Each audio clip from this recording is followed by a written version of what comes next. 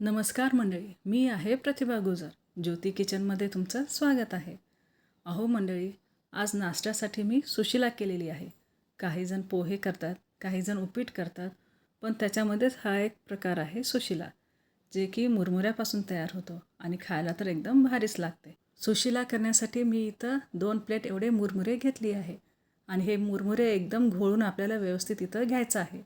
आणि शिवाय ह्याच्यामध्ये एक मोठं तांब्या भरून पाणी घातले आहे आणि हे पाणी घातल्यानंतर सगळेच मुरमुरे आपल्याला ह्या पाण्यामध्ये व्यवस्थित इथं भिजवून घ्यायचे आहेत.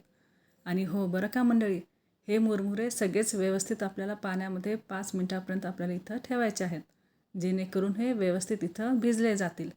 आणि हो बरं का मंडळी, जर आपल्याला 1 प्लेट सुशिला खायचा असेल तर त्याच्यासाठी आपल्याला 2 प्लेट एवढं मुरमुरे भिजून घालावे लागतील, जेणेकरून हे भिजल्यानंतर थोडे कमी होतात आणि आपलं 1 प्लेट सुशिला एवढं तयार होईल. आणि आता आपण पाहू शकता, आपले मुरमुऱ्याचे दाणे हे व्यवस्थित इथं भिजले गेले आहेत. आता याला पाण्यातून आपल्याला बाहेर काढायचं आहे. त्याच्यासाठी थोडंसं ह्या मुरमुऱ्यामधून पाणी आपल्याला बाहेर निघेल असं आपल्याला घट्ट इथं दाबून पाणी काढायचं आहे आणि हे सगळेच पाण्यातून मुरमुरे आपल्याला बाजूला करायचे आहेत. आता इथं ओंजळीच्या साहाय्यानं मी मुरमुरे पाण्यातून घट्ट पिळून एका बाऊलमध्ये इथं काढत आहे. आता हे सगळेच मुरमुऱ्याचं बाऊल मी बाजूला ठेवते. आता हे आपल्याला असंच 5 मिनटापर्यंत भिजत ठेवायचं आहे. आणि हो बरं का, आता फोडणी टाकण्यासाठी मी 1 कांदा, 1 टमाटा, 4-5 हिरवी मिरची आणि कोथिंबीर हे बारीक कट करून घेतलेले आहे. तसंच इथं कढीपाला आणि शेंगदाणे पण इथं घेतलेली आहे. आता याला मी बाजूला ठेवते. आता त्याचबरोबर एक मिक्सरच्या भांड्यामध्ये मी अर्ध वाटी फुटाणे हे वाटून घेणार आहे. आणि हे फुटाण्याचं पीठ आपल्याला एकदम बारीक न करता थोडंसं असं मोठं मोठं केलं तरी पण चालेल, असं इथं करायचं आहे. आणि याला पण मी आता बाजूला ठेवते. आता 5 ते 10 मिनिट इथं झालेली आहेत. आता हे मुरमुऱ्यातलं पाणी व्यवस्थित इथं शोषलं गेलेलं आहे. आता ह्या मुरमुऱ्यामध्येच मी इथं आपण आत्ता तयार केलेलं फुटाण्याचं पीठ आणि अर्धा चमचा मीठ हे घालत आहे. आणि हे घातल्यानंतर सगळ्याच मुरमुऱ्यांना हे पीठ लागेल असं इथं मुरमुरे व्यवस्थित कालून घ्यायचे आहेत. आणि आपण पाहू शकता, आता हे मस्त असं सगळीकडून मी कालून घेत आहे. आपल्याला पण असंच करायचं आहे. पाण्यातून मुरमुरे काढल्या काढल्या लगेच त्याला फुटाण्याचं पीठ लावायचं नाही.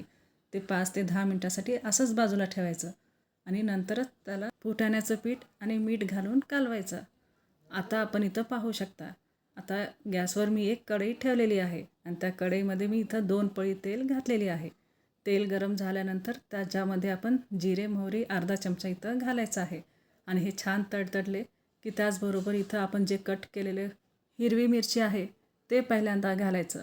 याच्यामुळे तेलामध्ये मिरचीचा व्यवस्थित हे तिखटपणा उतरेल आणि याला पण 1 मिनटापर्यंत व्यवस्थित इथं तेलामध्ये शिजू द्यायचं.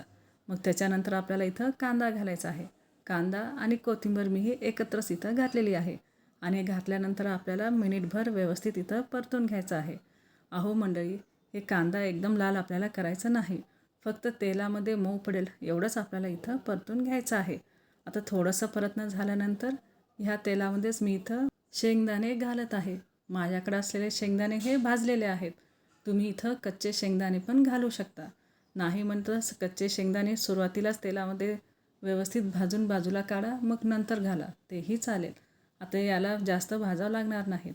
त्याच्यामुळे मी 1 मिनिटभरच शेंगदाणे ह्या तेलामध्ये भाजले आणि त्याचबरोबर आता टोमॅटो इथं घातलेला आहे. ह्या टोमॅटोला पण मी 1 मिनिटभर व्यवस्थित इथं परतून घेतलं आहे. आता टोमॅटो हे मऊ झालेले इथं दिसत आहेत.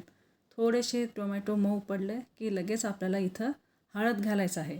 आणि आपण पाहू शकता, इथं एकदम किंचित थोडीशी हळद मी घातलेली आहे आणि परत याला इथं परतून घेतलेली आहे. तेलामध्ये हळद हे व्यवस्थित इथं मिक्स झालेली आहे. अहो मंडळी, आता जे मुरमुरे आपण फुटाण्याचं पीठ लावून ठेवलं होतं ते आता ह्या कढईमध्ये व्यवस्थित इथं घालायचं आहे आणि एक वाफ येईपर्यंत याला व्यवस्थित इथं परतायचं आहे. आता आपण पाहू शकता, मुरमुरे कढईमध्ये मी घातलेली आहे आणि शिवाय हे व्यवस्थित इथं परतत आहे. आणि हो बरं का मंडळी, आता हे व्यवस्थित परतताना इथं आपल्याला कोथिंबीर आणि लिंबूचं रस आणि थोडंसं साखर देखील घालायचं आहे, जेणेकरून याची चव एकदमच भारी होईल. आणि आपण पाहू शकता, आता इथं मुरमुरे मी हळूहळू करत व्यवस्थित इथं परतत आहे आणि एकदम मीडियम गॅसवरच आपल्याला हे परतायचं आहे. नाही म्हणलं तर हे करपण्याची शक्यता असेल. पण याला करपू न देता हळूहळू आपल्याला हे व्यवस्थित इथं परतून घ्यायचं आहे. आता इथं हळदीचा कलर सगळ्याच सुशिल्याला एकसारखं इथं आलेला आहे.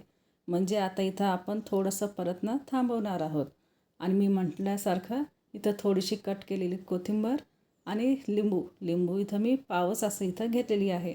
पाहिजे तर तुम्ही अर्धं लिंबू पण इथं पिळू शकता. पण थोडंसं हे आंबट होणार आहे. आणि त्याचबरोबर अर्धा चमचा साखर हे मी घातलेली आहे. हे घातल्यानंतर फक्त अर्धा मिनिटच आपल्याला इथं हे परतायचं आहे. म्हणजे सगळीकडे व्यवस्थित हे मिक्स करायचं आहे.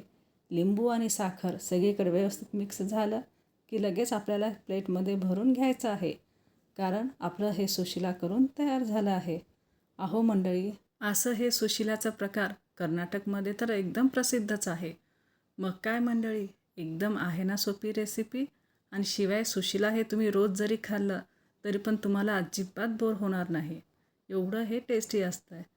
मग काय मंडळी, व्हिडिओ आवडल्यास लाईक शेअर सबस्क्राईब करायला विसरू नका. आणि हो बरं का मंडळी, आता याच्यावर तुम्ही शेव घालून देखील खाऊ शकता.